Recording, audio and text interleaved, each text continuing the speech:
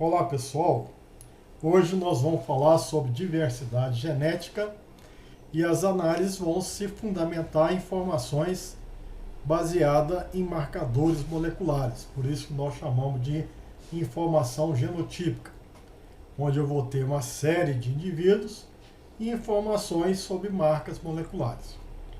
Nessa primeira parte da nossa conversa, nós vamos estar tratando da diversidade entre acessos, entre indivíduos de uma única população. E nós vamos considerar que esses marcadores são marcadores do tipo dominante, ou seja, você consegue identificar a presença ou ausência de determinada marca. Bom, o que nós podemos então fazer como análise? Uma série de procedimentos biométricos que nós vamos tratar aqui. Se alguém tiver dúvida, procure os nossos canais, tanto no YouTube quanto no Facebook. Nós poderemos esclarecer algumas dúvidas que poderão permanecer após essa nossa conversa. Estejam sempre à vontade, sejam sempre bem-vindos. Bom, de maneira geral, a gente pensa num conjunto de dados que foi codificado de forma binária, ou seja, código 1 na ocorrência de um determinado padrão de banda, código 0 para ausência. E dessa forma a gente tem a nossa planilha de dados com G' correspondente ao G genótipo, o acesso, e M colunas correspondente às informações de M marcadores moleculares. E a gente pergunta que tipo de análise a gente pode fazer com esse conjunto de dados. Obviamente que nós vamos fazer as análises que vão responder os seus questionamentos. Você montou esse experimento, tinha uma série de questões, de hipóteses, e aí você vai fazer análise para comprovar ou não aquela hipótese lançada sobre seus dados. Então nós podemos inferir sobre a diversidade genética, nós podemos conferir se essa diversidade coincide com a diversidade geográfica, com a genealogia e assim por diante. Mas de maneira geral, a gente diz que tendo um conjunto de dados desse tipo, a gente pode fazer análise de agrupamento, onde a gente vai identificar padrões de similaridade. Nós podemos ter uma ideia de frequência alélica. Nesse caso é complicado, porque para obter as frequências de alelo a partir de informações de marcadores dominantes, eu vou ter que, por exemplo, considerar que a população está em equilíbrio. E isso muitas vezes não ocorre. E posso, dentro dessa condição, estimar a frequência de heterozigotos, que caracteriza a heterozigosidade daquela população. Posso calcular também um número ótimo de marcadores para representar a diversidade. Muitas vezes eu faço um experimento piloto considerando muitos marcadores. E eu posso fazer a pergunta que se eu fosse estudar de novo a diversidade, se eu poderia ter um número reduzido que representaria tão bem a diversidade quanto aquele número originalmente estabelecido como sendo um número muito grande. Posso fazer um estudo daquilo que a gente chama de fingerprint, ou seja, eu posso ter um padrão para cada acesso que eu avaliei. Então, no futuro, a partir de informações moleculares, eu saberei que aquele acesso, que aquela amostra de DNA representa o acesso 1 e a outra amostra representa o acesso 2. Cada genótipo que eu tenho, ele vai receber tipo um código de barra, um padrão genotípico que vai permitir diferenciá-lo entre aqueles que eu avaliei ou de um novo indivíduo que não pertence à minha coleção.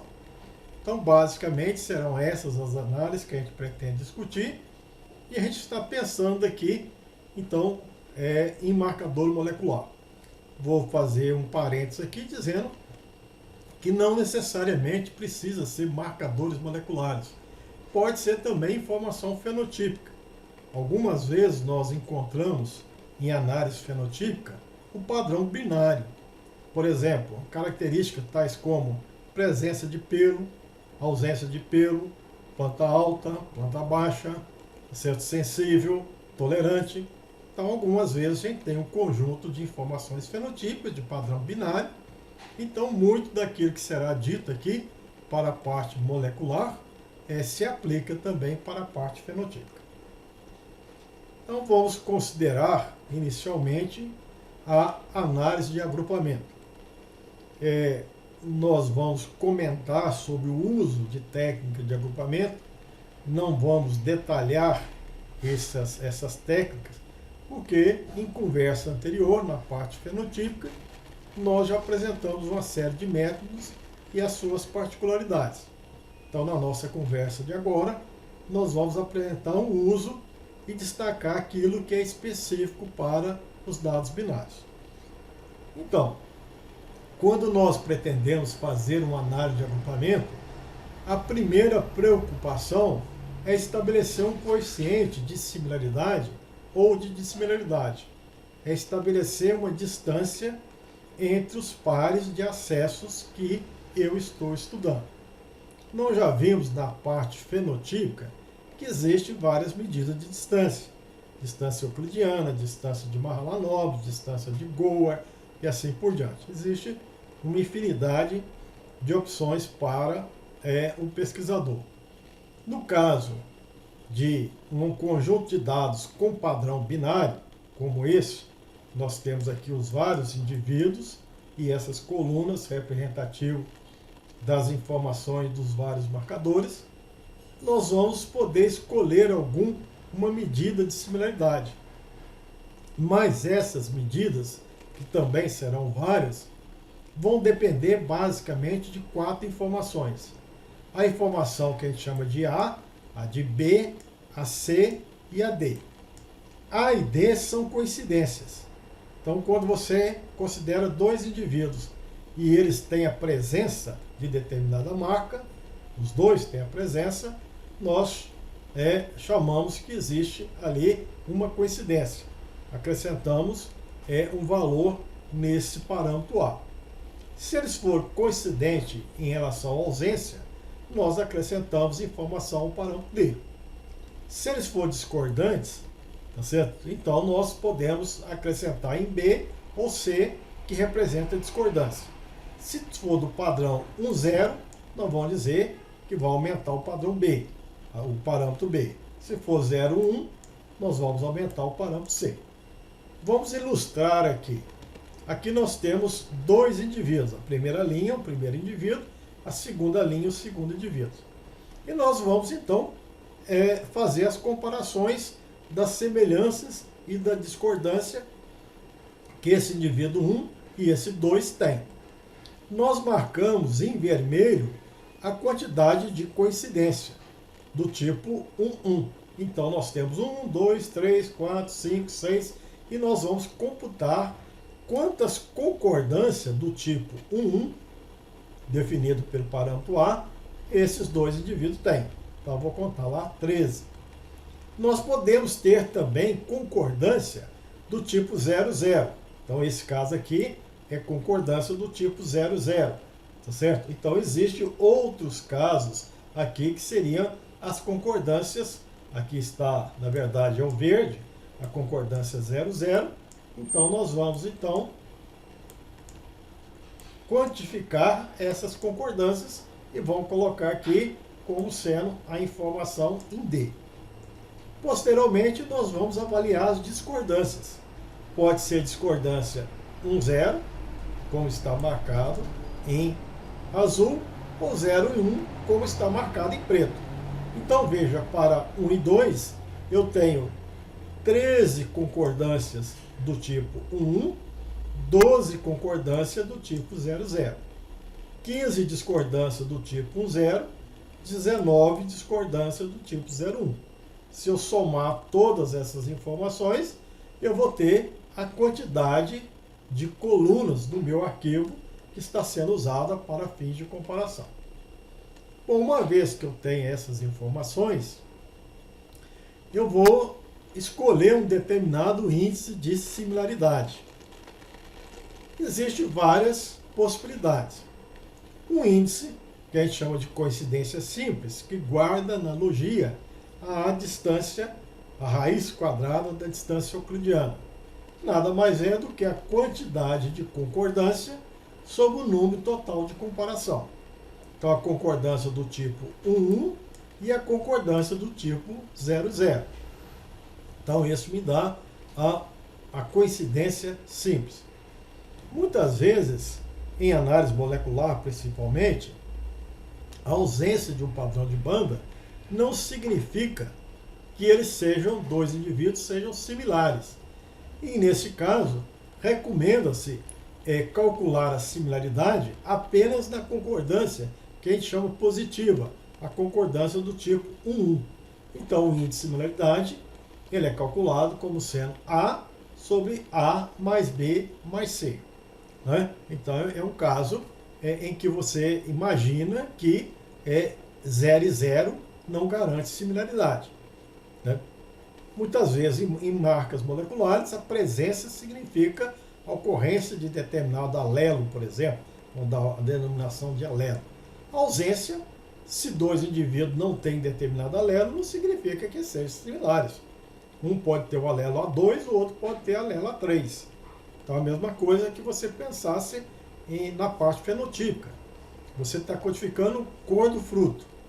Um é vermelho, o outro não é vermelho. Então, se dois são vermelhos, são similares. Mas se o indivíduo A não é vermelho, o indivíduo B não é vermelho, não significa que sejam similares. O indivíduo A pode ser não vermelho, porque ele é amarelo. O B pode ser não vermelho, porque ele é azul. Então, não ser vermelho não significa similaridade. Então, nós excluímos do numerador a concordância 00 e nós excluímos do denominador essa mesma concordância. Então, veja que é uma opção que você tem que fazer, tem que conhecer os seus dados. É o pesquisador que vai definir se 0 e 0 é similaridade ou não é similaridade. Bom, existe uma corrente de pessoas que acha que a similaridade ela é rara.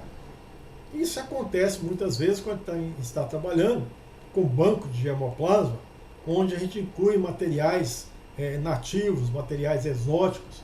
Então seria muito difícil você ter similaridade. Pensa que seria difícil. E aí então a gente usa o mesmo princípio que 0 e 0 não é similaridade e a gente dá um prêmio para a similaridade. Então, quando você encontra uma concordância, você dá um peso 2. Esses índices são índices de Sorensen ou de Neily bastante utilizados. Normalmente a gente pergunta para o pesquisador se ele está analisando a diversidade de um conjunto de acesso, se é um conjunto de acesso que ele vem trabalhando normalmente, que já está adaptado naquela região, que já faz parte do germoplasma comum dos seus parceiros, né? Então a gente recomenda usar Jacquard, porque a similaridade do padrão 1 pode existir e ela não seria surpresa. Quando você trabalha com material nativo e material exótico, inclusive material importado de outras regiões bastante diferenciado, aí se você encontrar uma similaridade, você pondera por peso 2. Tá certo? Você tem outros índices aqui listados que vão ter outras propriedades, né? Nesse caso aqui, índice de Roger, que pondera a discordância. Então, essa ideia de ponderar, ela está presente aqui na literatura. Você tem várias possibilidades, a gente tem usado de forma mais rotineira, coincidência simples, Jacquard ou Neily, né? Então, a gente tem visto que a literatura tem priorizado esses três índices. E é fácil decidir. Se você achar que 0 e 0 é similaridade, está resolvido, coincidência simples. Se você achar que 0 e 0 não é similaridade, você tem essas duas opções. Se o seu material é um material mais trabalhado, você usa Jacquard. Se for um material que inclui dativo da sua população e outros exóticos, você usaria Neily. Então, basicamente, é essa tomada de decisão. Normalmente, as análises de agrupamento, elas se fundamentam em matrizes de dissimilaridade. Dissimilaridade, quando você pega o número, quanto maior, mais expressa a diferença. Similaridade, quando você pega o número, quanto maior, mais similar seria esses dois indivíduos. Um coeficiente de correlação, por exemplo, é a medida de similaridade. Quanto maior, mais relacionados estariam dois objetos. De distância é medida de dissimilaridade. Quanto maior a distância, mais diferentes são dois objetos. Então nós podemos usar esses índices que são de similaridade, de semelhança, e fazer uma conversão. O que eu achar de similaridade, eu faço o complemento. Se a similaridade foi 0,4, a dissimilaridade vai ser 0,6. Então, uma maneira de conversão é calcular o que a gente chama de complemento aritmético. Outra maneira é fazer 1 sobre K mais S. Então, a gente coloca o valor de K aqui, uma constante, porque muitas vezes o S pode ser 0 e você teria uma indeterminação. Então, você poderá colocar o valor de K, por exemplo, igual a 1, mas aí você tem que ter cuidado. Quando a similaridade for 0, se isso aqui for 1, a distância vai ser 1. Quando a similaridade for 1, a distância será meio, se o valor de K for igual a 1.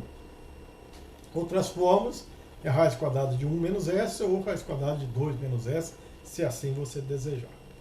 Então nós estamos aqui ilustrando, 20 marcadores, 5 acessos, e aqui de novo você tem que ir nessa planilha, identificar a quantidade de semelhança do padrão 1, a quantidade de semelhança do padrão 00 e a quantidade de discordâncias para você então poder calcular a distância entre esses indivíduos. 1 com 2, 1 com 3, 1 com 4. Então você vai calcular a distância em função dessas informações. A, que é concordância, B, discordância, C, discordância, D. Se optasse pelo complemento aritmético da coincidência simples, a gente percebe que a gente calcularia valores de distância. Se a gente optasse pelo complemento aritmético de Jacquard, a gente teria outros valores. Se fosse de Neily, onde eu tenho um peso 2 para a concordância do tipo 1, eu teria outros valores. Agora, obviamente que é uma reflexão que você deve fazer antes, fazer uso daquele coeficiente de semelhança ou de diferença que mais atende às suas expectativas dentro do conhecimento biológico que você tem de seus dados. Algumas vezes você tem, por exemplo, dentro da coincidência simples, esse aqui foi o mais divergente e esse aqui foi o mais semelhante. Dentro de Jacquard também foi o mais semelhante e o 0,72 é o mais divergente. Entre Neily também o 0,24 é o mais semelhante e o 0,57 é o mais divergente. Então, muitas vezes, você troca de índice e não tem mudanças drásticas em algumas informações. Mas a definição do índice tem que ser estabelecido a priori, antes de fazer a análise, para que você use o índice que mais traduza o sentimento que você tem de coerência biológica do fenômeno biológico que você esteja estudando. Bom, nós vamos considerar aqui um conjunto de dados bastante simples, que a gente obteve por simulação, onde a gente está aqui com cerca de 20 indivíduos em relação a 40 informações de marcadores moleculares do padrão binário. A gente vai considerar um conjunto de dados que a gente denominou de pop1.txt. A gente tem esse arquivo de dados e nós precisamos, para fazer os nossos agrupamentos, nós precisamos ter então uma matriz de distância, que nós vamos chamar pop1 complemento do índice de Jacquard. Então, se a gente fosse aqui fazer uma análise, lá no programa Gênesis, eu já coloquei esse conjunto de dados dentro dessa pasta, diversidade genética dados, e a gente vai dentro do aplicativo em diversidade genética, diversidade entre acessos, e aqui nós vamos encontrar a possibilidade de calcular diversidade considerando variáveis qualitativas, né, binárias, que é a nossa situação. Quando a gente aciona esse procedimento, a gente tem essa tela do aplicativo, que primeiro ele permite que você carregue o seu arquivo, que já está apontado para essa pasta, que é a nossa trilha, a POP1TXT. O que é POP1TXT? A gente pode verificar aqui esses dados. Ele tem 40 colunas, são 40 marcas moleculares, e 20 indivíduos. Se eu quiser conhecer meus dados, é um arquivo de dados em que o número de linhas correspondente aqui é 20 linhas, são os meus indivíduos que foram genotipados em relação a 20 marcadores, a 40 marcadores, com padrão binário. Se tivesse aqui falta de informação, a gente vai dizer com código, por exemplo, -9, 9 e assim por diante. Então, uma vez conhecido o meu arquivo de dados, eu vou declarar os parâmetros. Então, o número de variáveis, número de colunas de marcadores, 40. Aqui é o número de simulação, se você fosse fazer análise de bootstrap, mas não é o nosso caso. E também você pode ignorar essas informações. Tá certo? O importante aqui é o número de marcadores. E uma matriz de saída. Bom, eu vou sair, eu vou ter uma matriz que eu vou denominar, e ele sugere POP1 underline, e você complementa. Por exemplo, complemento de Jacquard. Então eu retorno, e agora eu vou escolher a minha matriz. Qual que é a similaridade? Eu vou escolher Jacquard. Então, ele lembra para você aqui a expressão. Se você quisesse lembrar da expressão de Neili, basta clicar, que ele vai lembrar aqui você, mas eu quero Jacquard. Mas Jacquard é similaridade. Então eu quero transformar para o complemento do coeficiente. Se eu quisesse coeficiente de similaridade de Jacquard, era esse o coeficiente, mas eu quero o complemento dele. Então a matriz que vai sair é uma matriz de dissimilaridade. Então significa, só para vocês terem ideia, será que a minha matriz é de similaridade ou de dissimilaridade? Você pode ter feito a análise, depois passou o tempo, você não se recorda. Uma maneira simples que a gente vai ver aqui é você entrar na matriz que você estimou. Se na diagonal da matriz tiver 0, então significa que é o valor do indivíduo com ele próprio. Se for 0, é distância. A distância do indivíduo com ele próprio é 0 no conceito de distância. E no conceito de similaridade, o indivíduo, se fosse similaridade, a diagonal apresentaria valor 1. Então, você só olhando a diagonal, você já sabe, bom, essa é a matriz de distância ou a matriz de similaridade. A matriz de distância tem 0 na diagonal. Então, nós vamos gerar a matriz. Ele vai fazer aqueles cálculos que nós já argumentamos.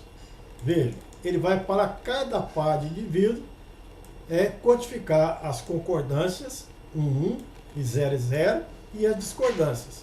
E vai, então, obter uma matriz de distância. Ele me relata aqui qual foi o valor máximo, qual foi o valor mínimo, só para você ter uma ideia. Né? Então, veja, se eu declarar parâmetro de novo, aí é um artifício aqui, eu que tinha pedido para gerar essa matriz agora ela já existe. Ela acabou de ser calculada, é uma matriz de dissimilaridade, uma matriz 20 por 20. Se eu abrir essa matriz, eu vou ver que na diagonal dessa matriz vai estar refletido o valor 0, colocado o valor 0, que reflete a distância do indivíduo com ele próprio. Então veja, eu consegui obter aqui uma matriz de dissimilaridade. Então, através desse complemento Jacquard, eu transformo essa informação numa informação da minha população, de distância entre os indivíduos da minha população. Então vem a questão, como é que eu posso explorar esses resultados? Eu posso fazer uma inspeção direta, né, sobre a minha matriz. Eu posso simplesmente fazer um relatório daqueles indivíduos que são os mais e os menos similares em relação a cada um. Então, aqui nós temos acessos menos similares em relação a 1, em relação a 2. Então, eu posso ter um indivíduo, eu tenho interesse no indivíduo 12. Qual que é o indivíduo entre aqueles 20 que é mais similar ao 12? Eu sei que é o 8. Qual que é o segundo mais similar ao 18? É o 5. E eu posso, então, fazer alguma inferência. A razão de que o 8 é mais semelhante ou não, em função da genealogia, e dessa forma, então, a gente consegue fazer as nossas inferências. Então, voltando aqui no aplicativo Gêmeos, a gente percebe que a gente acabou de fazer a análise e a gente pode ir para o procedimento mais e menos similares. Nós já falamos isso quando fizemos uma abordagem fenotípica, mas agora eu vou realçar aqui, assim como na fenotípica, logo imediato à minha análise, eu poderia ter acesso a um conjunto de outras análises que estão aqui disponíveis. Por exemplo, esses atalhos de mais e menos similares e assim por diante. Então, se eu clicar aqui, eu vou fazer essa análise, que é um atalho dentro dessa outra análise que eu acabei de fazer, que eu obtive essa matriz de dissimilaridade. Como é um atalho, ele sabe que vai usar como arquivo o subproduto da análise anterior. Facilita a minha vida. Não preciso declarar parâmetro. Como ele já analisou previamente, é um subproduto, ele sabe que a matriz ela é de dimensão 20 por 20. O número de referência você pode mudar. Eu posso perguntar o seguinte: eu estou interessado no indivíduo 12. Ele é mais similar em relação a quem? A quem e quantos que você deseja informar? Bom, eu quero informação de 4 mais similares. Não, eu quero informação apenas de 2, os 2 mais similares. Então, retorno, processo, e tem aqui, ó, o indivíduo 12, o indivíduo 1, ele mais similar em relação a 9 e 12. Eu tenho os 2, aqui são os menos similares, mais diferentes. O indivíduo 1 mais similar, aqui o indivíduo 1 mais similar em relação a 2 e 14.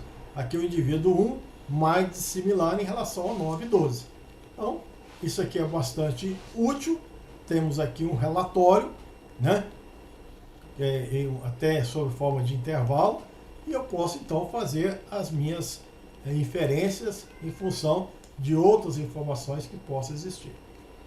Posso fazer uma análise gráfica e aí entender que eu vou ter cada indivíduo, aqui o indivíduo 1 com 2, 1 com 3, 1 com 4, né? Então eu posso ligar esses indivíduos da maneira que vocês achar melhor para ter uma ideia do padrão das diferenças. Então, cada pontinho representa um par de indivíduos. Esse par de indivíduos aqui, 13 e 14, bastante similar. Esse 5 com 7, bastante similar. Então, eu tenho a representação em 2 dimensões da minha diversidade. Pode ser bastante útil. Então, veja que nós, então, conseguimos fazer esse refinamento da minha matriz, que era de dimensão 20 por 20, mas eu posso estar interessado em alguns indivíduos especificamente, né? Posso pegar o 8, o 9, tá certo? E assim vai, eu posso particularizar. Pois bem, eu posso fazer análise de agrupamento. Tem algumas opções de análise de agrupamento. Uma opção de análise de agrupamento é a opção hierárquica, né? Então, eu tenho a minha matriz, que é o complemento do Jacquard, que nós obtivemos, essa matriz, e eu vou fazer agora um agrupamento com base no índice de Jacquard. Então, vou entrar aqui em diversidade, vou entrar em agrupamento, vou fazer agrupamento pelo método hierárquico, vou chamar essa minha matriz, que eu já anteriormente obtive, declarar parâmetros. A minha matriz é de dimensão 20 por 20 e optar por um método de agrupamento. Existem vários. Nós já discutimos isso na conversa anterior, tratando de informações fenotípicas. Nesse caso, vamos pensar aqui no método de agrupamento PGMA. E aí eu posso, então, fazer o dendrograma. Nesse caso, estou especificando um ponto de corte para utilizar o critério de homogêneo igual a K igual a 1,25. Significa, então, que ele vai avaliar esses níveis de fusão, e nesses níveis de fusão, ele vai, então, verificar onde teve mudança brusca, drástica. E essa mudança brusca, ela é considerada quando esse valor de nível de fusão supera um ponto de corte. Vai superar um determinado ponto de corte. Então, nós temos aqui os valores e posso usar esse critério de homogênea, nesse artigo de 1977, que diz que a mudança brusca é quando a média desses níveis de fusão, desses valores, supera o valor da média mais K, que é o valor que você especificou, um desvio padrão, que é a raiz quadrada da variância desses níveis de fusão. Então, nesse caso, você pode ter aqui 2 pontos de corte. E, dessa forma, ele te traz o gráfico, te informa aqui onde você pode estabelecer os seus pontos de corte. Então, ele vai estabelecer aqui alguns pontos de corte. Podemos reduzir o nosso gráfico. Então, você pode fazer, se desejar, esses pontos de corte aqui, indicando que, nesse caso, nesse corte aqui, teve 1, 2, 3 grupos. É uma possibilidade de interpretação. Bom, você pode estimar a correlação cofenética para saber o quanto que aquele gráfico é capaz de reproduzir esses valores originais. Aqui está a matriz de distância, que representa o complemento do índice de Jacquard, e aqui estaria a mesma matriz de distância resultante de uma leitura gráfica do seu dendrograma. Então, existe concordância entre esses valores e esses valores. A correlação cofenética foi de 0,7715. Essa correlação é significativa, então você pode fazer um teste de significância, um teste de Mantel, por exemplo, para inferir sobre a significância. Aqui o teste T, que é uma possibilidade, não é tão recomendado, foi significativo a 1%, por exemplo. Aqui o grau de distorção em termos de medida de distâncias foi de 1,99, baixo, e o estresse 14%. Você pode fazer essa mesma análise usando o aplicativo R, que te dá a vantagem de especificar aqueles dendrogramas, aqueles grupos que você imagina que existe dentro do dendrograma. Você vai escolher aqui o método de agrupamento, um método comparável, que é o método de ligação média, que é o PGMA, aqui o mesmo valor de corte, e você vai estabelecer o dendrograma. Primeiro ele pergunta para você quantos grupos existem. Você, não sabendo quantos grupos, você coloca igual a 1. Nós já vimos que são 3 grupos. E gera o seu resultado. Então a providência é ir na análise gráfica e verificar quantos grupos ele está sugerindo. Então está sugerindo aqui um corte, significa 1, 2, 3 grupos. A semelhança do que o programa Gênesis já tinha dito. Pois bem, e aí então a gente vai refazer a análise, só que agora nós vamos dizer que gostaríamos de ter aqueles 3 grupos. A vantagem que agora eu tenho os 3 grupos devidamente destacado aqui nessa figura. Então aqui ele estabeleceu o corte e aqui, sabendo que são 3 grupos, ele faz, né, essa quadrícula, esses quadrados, retângulos, evidenciando que esse indivíduo pertence ao grupo 1, esse é o grupo 2 e esse é o grupo 3. Então, dessa forma, ele conclui a análise. Os resultados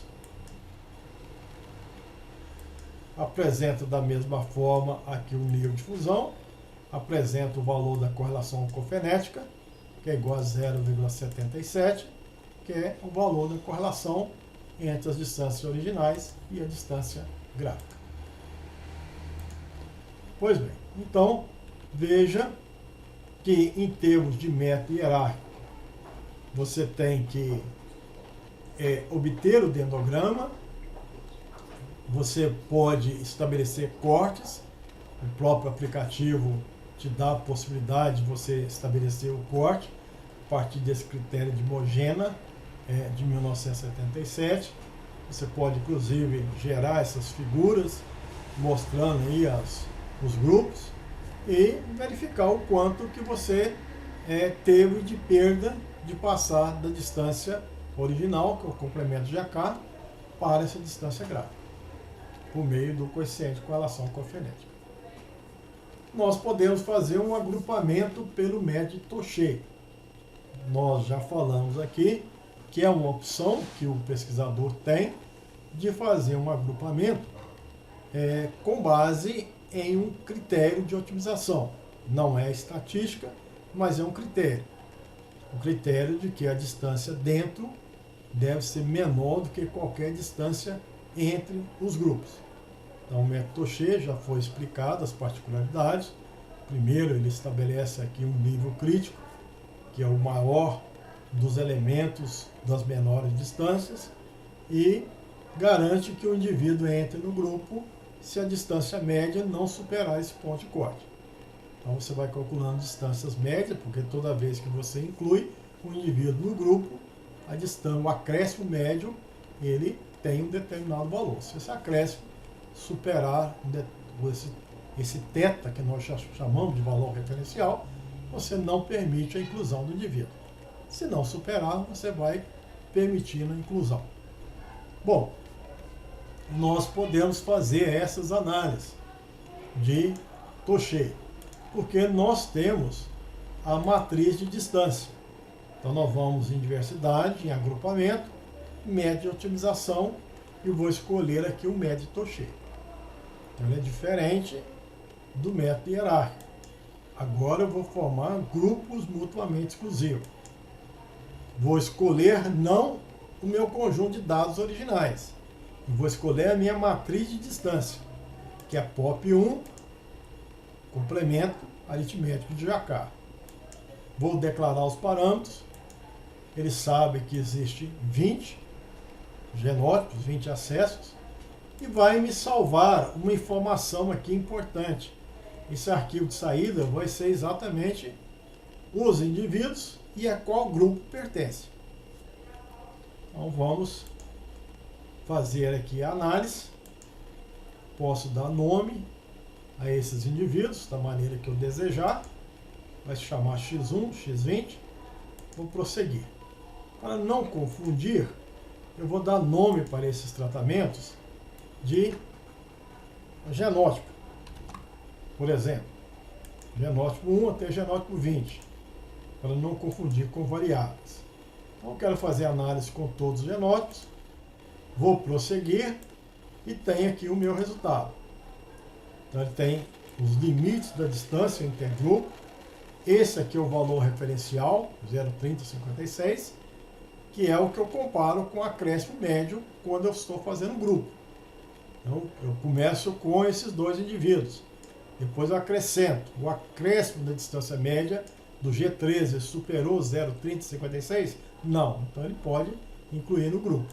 Então veja que eu obtive aqui vários grupos. E temos a distância dentro do grupo e a distância entre grupos.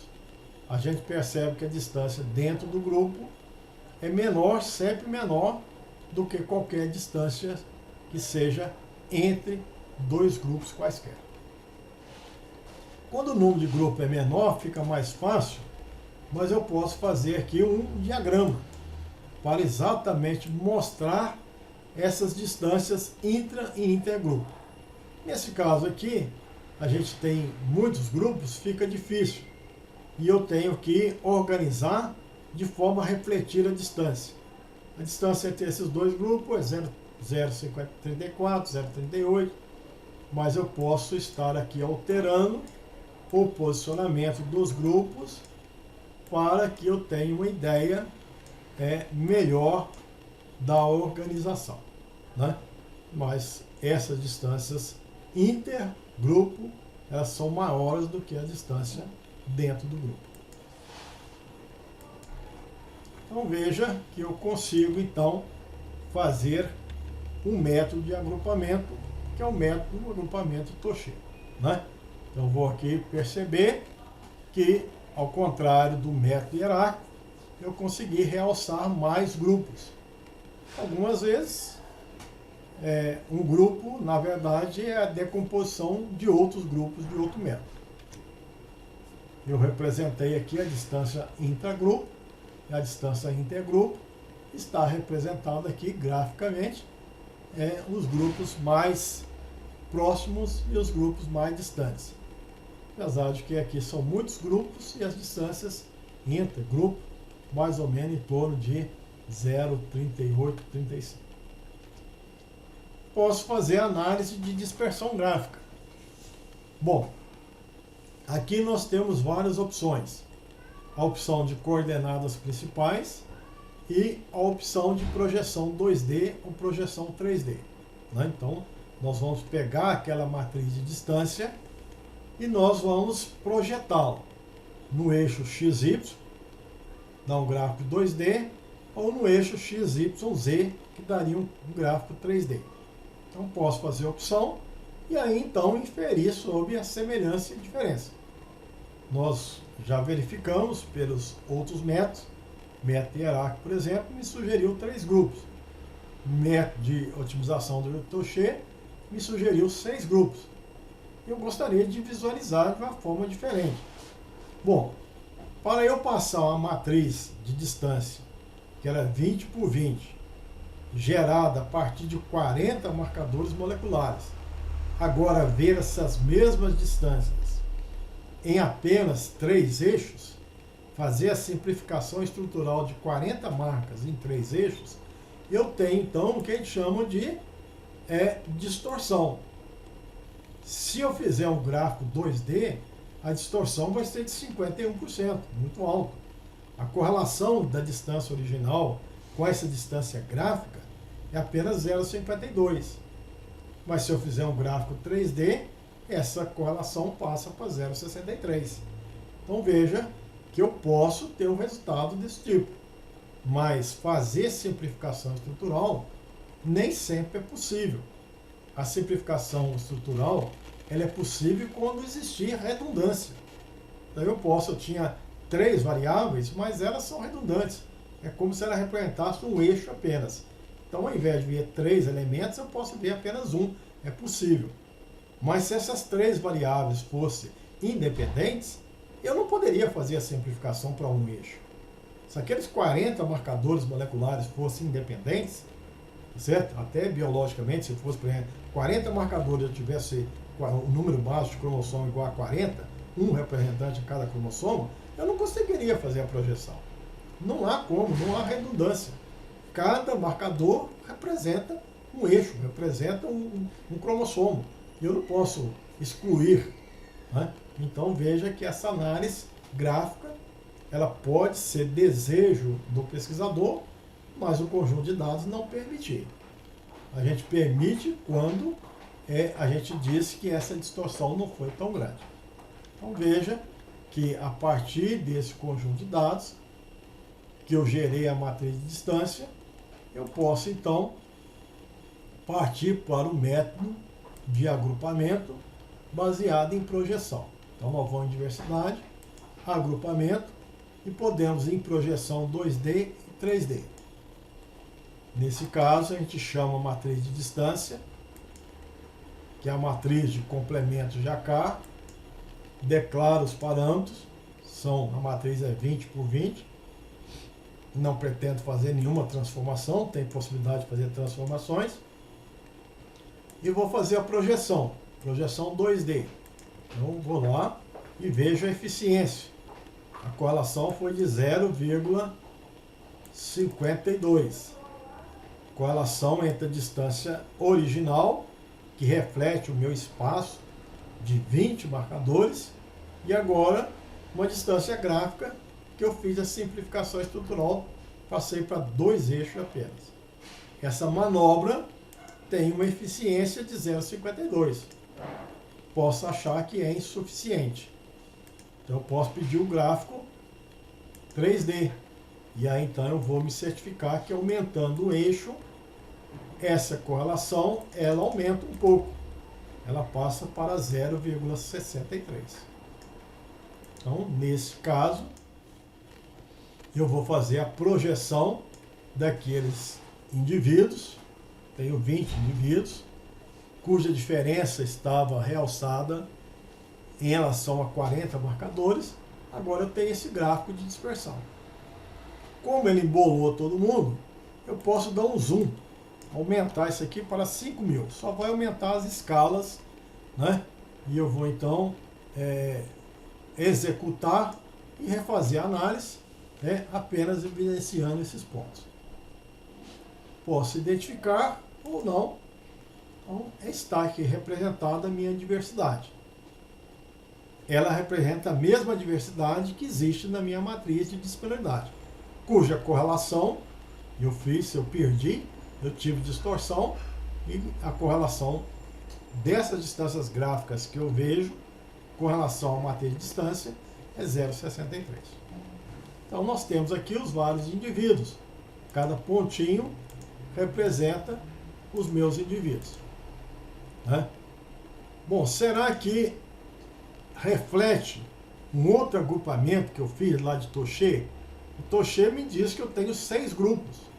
Será que esse gráfico eu consigo enxergar os 6 grupos de Toché? Então basta eu carregar aquele grupo que já foi salvo na minha pasta de dados. Ele me informou que existe 6 grupos, na verdade são 9 grupos, e vai então destacar esses 9 grupos. Eu vou combinar aqui 2 estatísticas multivariadas, uma de projeção e outra de agrupamento. Então é coerente, esse indivíduo aqui representa um grupo, esse outro grupo, esse azul são esses indivíduos, aqui o vermelho, então eu vou identificar aqui esses grupos. Existe outra forma de fazer a projeção, que pode inclusive ser até mais eficiente, que é a técnica de coordenadas principais. A matriz é a mesma, certo? Eu vou entrar com a mesma matriz de complemento. Vou, por exemplo, usar 3 eixos, fazer a representação gráfica no R de apenas 2, processar, e vou conferir aqui a minha saída. Então, essa técnica de coordenadas principais, ela pode ser mais ou menos eficiente. A correlação aqui entre a distância original e gráfica foi até um pouco superior, foi 0,74.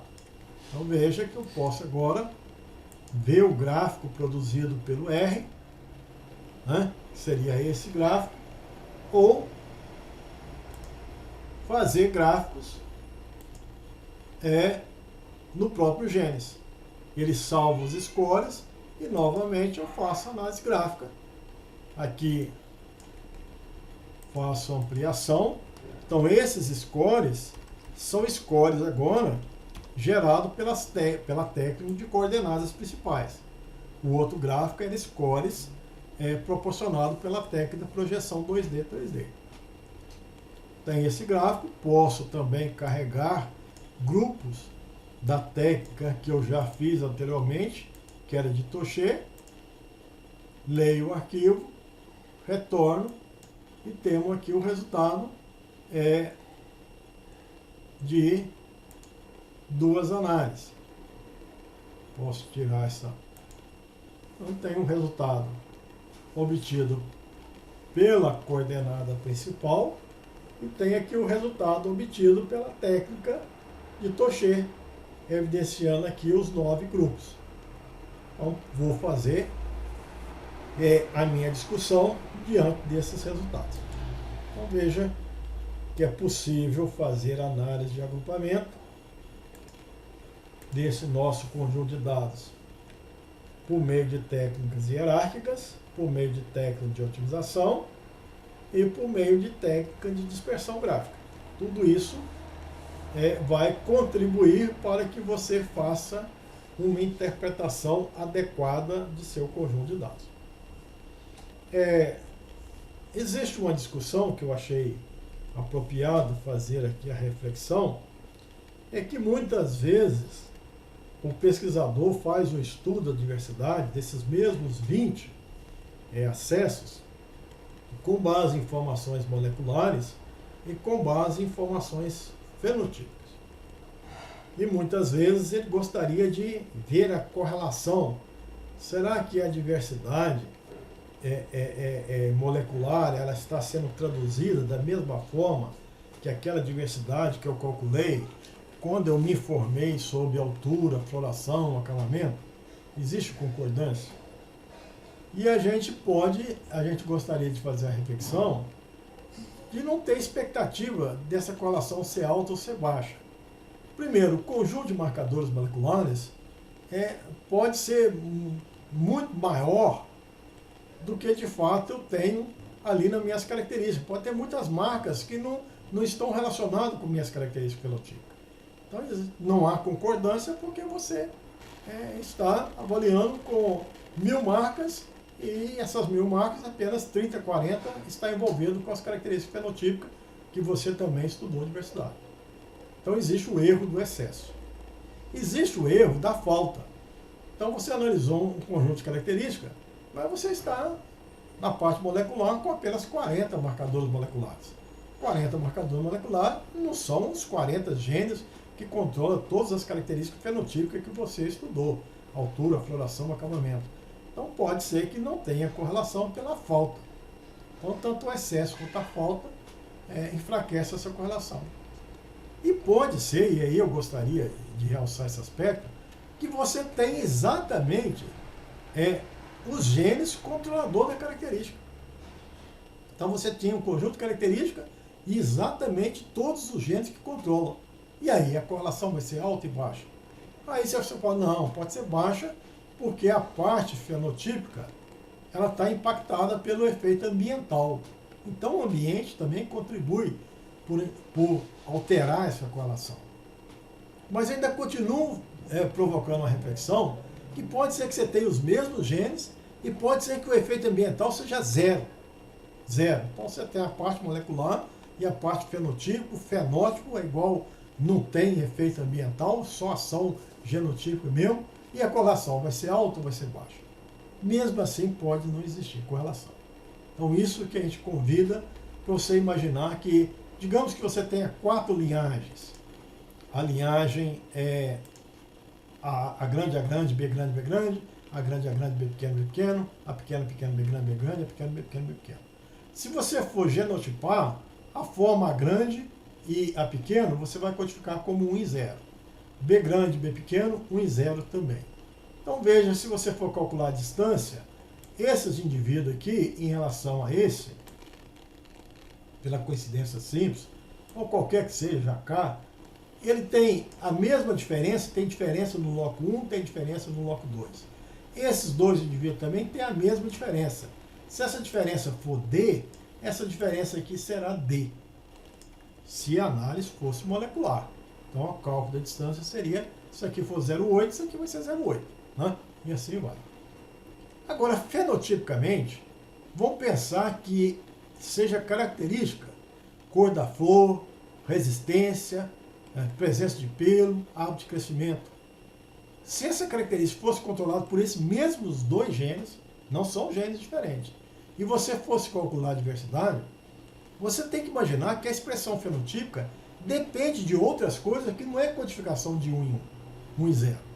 Então, se o padrão fosse 9 para 7, ou seja, uma característica com a epistasia do tipo 9 para 7, sem impacto ambiental, né? Por exemplo, trevo, alto teor de cianeto, baixo teor de cianeto, quem é alto, e quem é baixo, independente do efeito ambiental, você teria esses fenótipos. Esse 9 para 7 significa que esse é alto, esse é baixo, baixo, baixo. Então, um indivíduo geneticamente diferente pode ter padrões fenotípicos diferentes. Então, não vai existir correlação entre a diversidade molecular e a fenotípica. Você falou que esses aqui eram diferentes. Não, mas fenotipicamente, esses dois aqui são iguais. E esses dois são diferentes. Molecularmente, você está dizendo que são diferentes. Fenotipicamente, você está tendo uma opinião contrária. Se fosse epistasia 13 para 3, você está dizendo o contrário. Esses são diferentes e esses dois são iguais. Se fosse epistasia 15 para 1, você diria que esses são iguais e esses são diferentes. Se fosse efeito de 12, bom, aí você teria esses dois iguais e esse aqui mais diferente, menos diferente. Então veja que é muito difícil você estabelecer uma correlação entre diversidade molecular e entre diversidade fenotípica. Mesmo na melhor situação, em que todas as marcas estão impactando as características fenotípicas. Todas as características fenotípicas não têm efeito ambiental. A forma como se expressa e quantifica a diversidade fenotípica é diferente da forma como se expressa as marcas e calcula-se a diversidade genotípica. São maneiras diferentes para medir, tá certo, um fenômeno que é diversidade. Bom, mas qual que eu vou então? Qual que tem mais credibilidade? Bom, isso vai depender do estudo. Você quer orientar cruzamentos, você vai, tá certo, com base nas características de interesse. O ideal seria uma diversidade fenotípica com base nas características que você acha que é importante. Se a altura é importante, o seu programa de melhoramento, se você quer um programa visando plantas altas, plantas baixas, precoces ou tardias, produtivas, não produtivas, essas informações são importantes. Agora, se você quer fingerprint, se você quer caracterizar o seu genótipo num banco de hemoplasma, quer ver a origem, quer certificar se é réplica, se é duplicata, quer ver a variabilidade da população A e população B em termos de genes, então, são todos os estudos de diversidades importantes, mas muitas vezes não concordantes, não coincidentes. E isso não invalida. Um estudo não é melhor do que o outro porque a correlação foi baixa ou a correlação foi alta. São estudos diferentes, são interesses diferentes e certamente você poderá investir nos dois em conjunto ou apenas em um, se o seu interesse por banco, for orientação de cruzamento, estabelecer grupos heterótipos. Tem vários motivos de você estudar a diversidade genética. E todas elas são importantes. Bom, uma vez que eu estudei agrupamentos, o que mais eu posso estudar no meu conjunto de dados?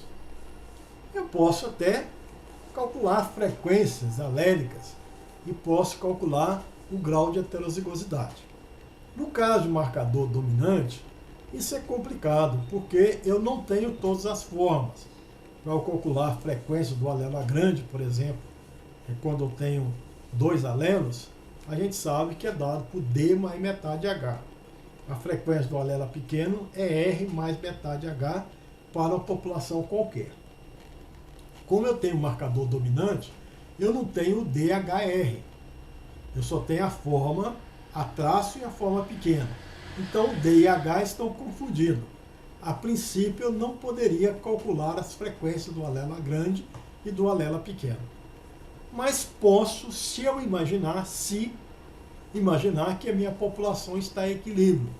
Então, a frequência do alelo grande e a frequência do alelo pequeno pode ser calculada por uma outra estratégia, uma outra expressão. Eu posso dizer que a frequência do alelo pequeno, por exemplo, é igual à raiz quadrada de R. R é a frequência de recessivos, supostamente recessivo, que eu identifico na minha população. E o valor de P sai por diferença.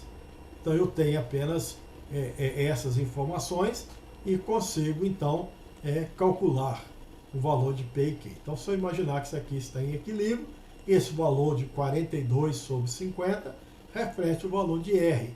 que é igual a Q2. A raiz quadrada desse valor vai me dar o valor, então, do valor de Q, por diferença eu tenho o valor de P. Então, veja que para esse conjunto de dados, se eu entrar em diversidade genética, diversidade dentro de populações, eu posso ter heterozigose binária. Eu informo meu conjunto de dados, POP1TXT, declaro os parâmetros, ele vai dizer que achou 39 marcadores, porque ele está preparado a receber dados de mais populações. Mas existindo apenas uma população, a primeira coluna não se refere a código de populações. Se você tivesse várias populações, você teria que ter 40 colunas de marcadores e a primeira coluna adicional para descrever a população 1, 2, 3, 4, assim por diante. Como você não tem apenas uma população, não precisa então da primeira coluna. Você precisa corrigir essa informação. Aí você processa e vai ter as informações, né, da quantidade de A traço, a quantidade de A pequeno, para cada um desses marcadores, numa população de 20 indivíduos, de forma que, pressupondo equilíbrio, você tem as frequências P e Q, o grau de heterozigosidade e o valor de pique. Pique é uma medida bastante semelhante, sempre inferior à heterozigosidade, que seria interessante para a população e no marcador multialérico, que o pique ele é impactado por dois fatores. Ele vai ser maior quanto mais alelos você tiver. Então, um marcador com 3 alelos é melhor, deve ter a princípio mais pique do que o outro com 2 alelos. Se tiver 10 alelos, maior o valor de pique. Então ele depende da quantidade de alelos, mas depende de outra coisa também. Depende da frequência desses alelos. Então o pique vai ser maior se você tiver 2 alelos e a frequência for 0,5, 0,5. Se você tiver 2 alelos, mas a frequência 0,1, 0,9, o pique é baixo. Se você tiver 3 alelos, o pique vai ser maior se a frequência for 1/3, 1/3, 1/3. 4 alelos, se for 1/4, 1/4, 1/4. Se todos os alelos estiverem bem representados na população e você tiver muitos alelos, você tem então o pique. Então essa é a medida da variabilidade dentro da população. Mas essas informações são válidas se a população tiver equilíbrio. Se não tiver, eu vou ter aqui um viés. Pois bem, então eu posso fazer esse tipo de análise. Um outro tipo de análise que a gente pode fazer é questionar o número de marcadores que eu preciso em estudos futuros para caracterizar a minha diversidade genética. Nesse nosso estudo, nós estamos estudando a diversidade usando aqui cerca de 40 marcadores moleculares. Então a questão é, será que eu preciso de 40 marcadores? Digamos que eu tivesse feito um estudo, não com 40, 40 é relativamente baixo. Vamos supor que eu tivesse feito um estudo com 500 marcadores para a população A. E para a população, agora eu vou estudar para a população B bem relacionada, tá certo? Apenas de locais diferentes. Será que eu precisaria de 500 marcadores? É possível caracterizar aquela população com menos? Ou eu caracterizei a minha população, 2 populações com 500? Será que a 1 e a 2 precisaria dos 500? Será que a 1 não precisaria de 400 e a 2 precisaria de 300? Tá certo? Porque uma manifesta mais diversidade que a outra. Então poderia ser até usado para comparação da diversidade. Então, na verdade, o que a gente faz? A gente calcula essa matriz de distância com os meus marcadores. Então, tem 40, eu calculo com os 40. E começa agora a fazer novos cálculos. Eu vou eliminar um marcador. Então, posso excluir o marcador 1. Certo? Então, eu tinha 40, eu vou fazer com 39. Qual que eu excluí? Certo? Vou excluindo vários, o 1, o 2, o 3, certo? Isso é feito de forma aleatória, certo? Depois eu excluo 2, 1 e o 2, 1 e 3, 1 e 4, e calculo, certo? E vou fazendo isso várias vezes. Então veja, eu tenho um número inicial de marcadores, 500, e posso fazer esse sistema de exclusão, trabalhar com 10 até 499, com incremento pode ser de 1 em 1, em 2 em 2. Então eu imagino que eu vou obter uma nova matriz, não com os meus 40, mas com 39, com 38, até 10 marcadores, certo? Então nesse caso não é com 500, mas eu posso obter com 499, 498, até 10 marcadores. Mas quais 10 marcadores? Eu posso fazer uma busca exaustiva, mas isso demoraria muito tempo. Ao invés de fazer a busca exaustiva, eu faço por amostragem. Eu uso réplica. Eu faço, sim, por exemplo, 50 análises usando 10 marcadores. 50 análises usando 11 marcadores. E assim vai. Então eu vou fazendo até 50 análises, 499 marcadores. Então veja que eu tenho um gráfico onde eu tenho a matriz de distância com os meus 500 marcadores. Obviamente que se eu fizer com 500 vai dar o mesmo resultado. Mas se eu fizer com 499, eu vou ter um outro tipo de resultado. Resultado menos correlacionado. Se eu fizer com 498, e assim vai. E se eu fizer aqui com um determinado número, por exemplo, por 420, eu posso ter uma correlação, por exemplo, acima de 0,95. Então eu vou dizer que com 420 eu consigo ter uma matriz de correlação que representa tão bem aqueles 500. Por quê? Porque eu com 420 eu consigo ter uma correlação obtida com 500 acima de 0,95. Aí vem a pergunta, mas quais seriam esses 420? Eu vou responder para você, quaisquer. Por que quaisquer? Porque eu tentei 420, no caso aqui réplica, 50 vezes, e 50 vezes eu obtive uma matriz de correlação alternativa associada a uma matriz de diversidade alternativa, cuja correlação é acima de 0,95. Então, como eu fiz 50 tentativas, é possível que você faça outra tentativa e esteja como resultado esperado dessas 50. Então, veja que essa é a maneira de fazer a nossa análise. Então, no nosso exemplo específico, eu tenho aqui diversidade genética, análise de otimização para marcas binárias.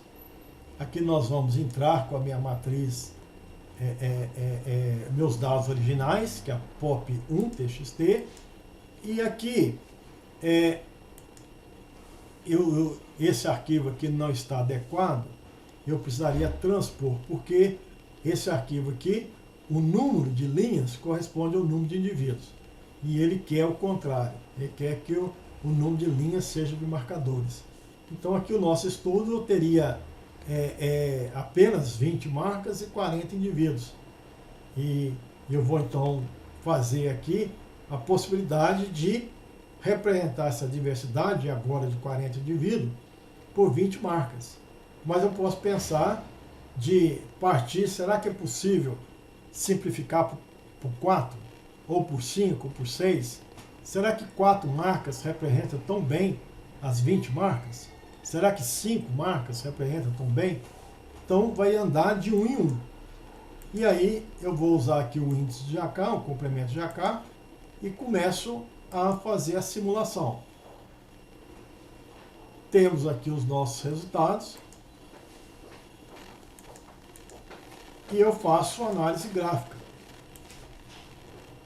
Nessa análise gráfica, importante aqui é dizer que eu fiz o estudo da diversidade com, por exemplo, 20 marcas. E eu tenho aqui o valor, né, que seria a correlação igual a 1, onde eu usei as 20 marcas igual ao que eu tinha originalmente. Mas se eu usar 19 marcas, quais são essas 19? Não sei. Eu fiz a amostragem, o número de amostra usada foi esse número de réplicas, tá certo? Número inicial, número de amostras por simulação, são 20. Então, a gente está fazendo essa análise com 19 e foi testado aqui 20 vezes. 19 marcas tomadas ao acaso. Algumas combinações foram é avaliada mais de uma vez, outras combinações não. Aqui eu tentei avaliar com 18 marcas, com 17 marcas, com 16 marcas. E percebo que existe associação, eu posso simplificar. A correlação de 0,95, veja que se esse ponto aqui eu posso identificar, essa barrinha, ela se arrasta.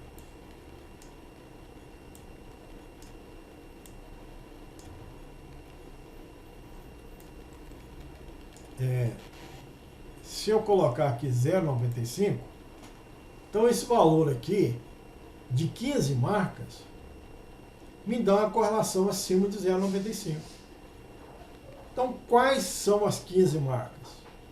Eu imagino que qualquer um, porque eu fiz 20 tentativas, e nas 20 tentativas, usando 15 marcas, eu consigo uma correlação acima de 0,95. Se você for ver aqui, você consegue correlação a 0,95. Ah, mas se eu usar não 15, 14, bom, eu consigo sim correlações, muitas correlações acima de 0,95, mas eu consigo abaixo de 0,95. Algumas combinações não dão certo. Então, 14 marcas me oferece risco. 15 marcas em repetidas vezes, e essa repetidas vezes eu especifiquei 20 vezes, me deu o resultado satisfatório. Então veja que esse é um estudo de otimização que responde a seguinte questão. Em estudo futuro, eu que usei, obviamente que o meu estudo tem que ser o estudo piloto com um número relativamente grande, certo? Eu que usei um número relativamente grande de marcas, em estudo futuro eu preciso usar essa quantidade ou não? Ou em outra pergunta, eu usei 500 marcas, 1000 marcas para estudar a diversidade A e a diversidade da população B, tá certo? Na população A eu precisaria dessas 1000 marcas? Na população B eu precisaria dessas 1000 marcas? Não. Por que não?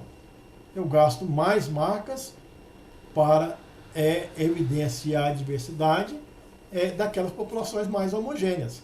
Então não consigo diferenciar, eu preciso de mais coisas. E eu preciso de menos marcas para as populações mais heterogêneas. Com pouca coisa eu separo. Essa mesma ideia a gente pode usar em outro estudo. Bom, se eu tiver então informações de marcadores dominantes, eu posso fornecer um resultado para a pesquisa bastante interessante, que é o que a gente chama de fingerprint. Nessa fingerprint, eu vou perguntar se existe entre aqueles indivíduos, eu tenho aqui 20 indivíduos e 40 marcas, então vou entrar aqui em diversidade, em fingerprint, vou chamar o meu conjunto de dados, que é o POP1 TXT, informar que existe 40 colunas e 20 indivíduos, valor perdido menos 9, e vou perguntar, eu tenho réplica? Eu tenho dois indivíduos idênticos? Não. A distância mínima foi igual a 2 entre o indivíduo 2 e 14. Essa distância agora não é jacar, é simplesmente ter diferença. Se o indivíduo é 3, o outro é 8, é diferente. Se o indivíduo, então, se é 1 e 0 é diferente, dá a mesma, complementa a coincidência simples. Mas qualquer que seja o valor multicategórico aqui, ele poderia calcular a diferença. Então, na verdade, não existe réplica. Ou seja, todos os indivíduos são diferentes. Mas eu preciso de 40 marcas para realçar a diferença entre todos os indivíduos? Então, essa que é a questão. Se eu tiver uma marca, eu diferencio dois indivíduos, 1 e 0. Se eu tiver duas marcas, é 2 elevado a 2, eu diferencio 4 indivíduos, 1, 1, 0, 0, 1, 0, 0. Se eu tiver 3 marcas, eu diferencio 2 elevado a 3. Né? E assim vai. Se eu tiver 4, 16, 5, 32, né, eu tenho 40 indivíduos. Então, às vezes, eu preciso gastar menos marcas. Mas quais seriam essas marcas? Então, eu posso fazer análise por exclusão, análise por inclusão. Então, o que ele faz? Ele identifica os padrões, as marcas, tudo é padrão 1 e 0, o 0 e 1, e aqui nós temos as ocorrências. Então, a análise começa dizendo o seguinte, ele calcula uma distância, uma soma de distância, um total de distância, usando as 40 marcas. E ele tenta excluir uma marca. Excluir a 1, excluir a 2, excluir a 3, e excluiu, por exemplo, a marca 12. Quando excluiu a marca 12, a soma da distância continua a mesma. Continua sendo 2.339. Então ele pode jogar a marca 12 fora. A marca 12, ela presente ou ausente no meu conjunto de dados, ela não altera em nada a minha população, a minha diversidade. Então ela pode excluir. Depois que eu excluir a 12, eu tento excluir uma outra. Ele encontra aqui que é a 14. Bom, a 14 também não consegue diferenciar ninguém a mais. Então ela pode ser excluída. A queda na diversidade é nenhuma. Então, em termos percentual, eu continuo tendo 100% do 2.339. Aí eu excluo o 12, o 14, o 29, o 31, tá certo? O 35, 40. Quando eu excluí o 27, eu reduzia a diversidade. Ela destacava alguma coisa que era importante. Mas eu continuava tendo diferenças entre indivíduos.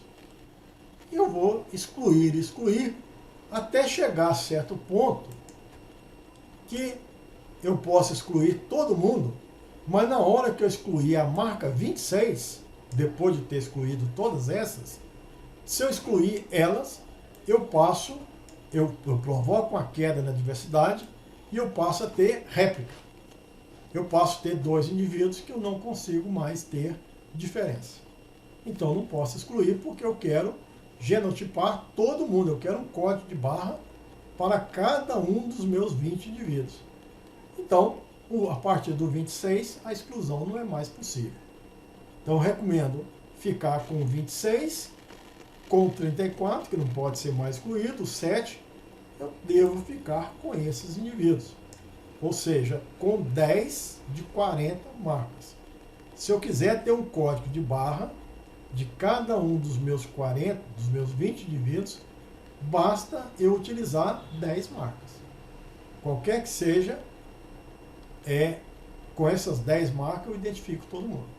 E seriam essas que eu posso gerar um padrão, um código de barra a partir dessas informações. E como seria esse código? Com essas marcas que eu selecionei, eu vou gerar então um padrão. Basta eu codificar, eu genotipar em relação a essas 10 marcas. Se saiu o padrão 01001010001, esse indivíduo é o acesso 1. Então, eu vou genotipar, não em relação a 40, mas em relação a 10 marcas, me dá o padrão. Você me dá o padrão, vou lá e confiro, e eu vou então saber qual indivíduo que se trata, né, daqueles 20 acessos que eu tiver. Se não for nenhum desses 20 acessos, aquele indivíduo que você está me trazendo é uma contaminação. Ou seja, não pertence ao meu banco de homoplasma, porque o meu banco foi caracterizado com esses 20 e todos eles têm um código. Qualquer outro que aparecer é uma contaminação. Então, basicamente, é isso que a gente pode fazer com as informações binárias e é um resultado bastante importante.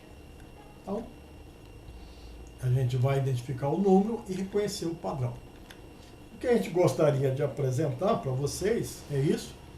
E resumindo, dado que você tem um conjunto binário de informações, pode ser molecular, pode ser fenotípico, você então pode formular uma série de questões e concluir a respeito de uma série de fatores importantes para guiar a sua pesquisa. Nós podemos fazer estudo de diversidade genética, reconhecer padrão de agrupamento, quantificar nível de heterozigosidade da população, pressupondo um equilíbrio. Nós podemos questionar o número de marcadores, o recurso e o tempo gasto com marcadores para caracterizar a população, e nós podemos gerar um padrão, um código de barra para que eu possa individualizar os acessos da minha coleção e no futuro saber se é um indivíduo que pertence à população ou se é um indivíduo estranho com a contaminação. Pois bem, era isso que a gente gostaria de falar. Dúvidas, questões poderão ser apresentadas nos nossos sites, tanto no YouTube, temos um canal à disposição, quanto no Facebook, e nós aguardamos aí a visita de vocês. Muito obrigado pela atenção e até lá.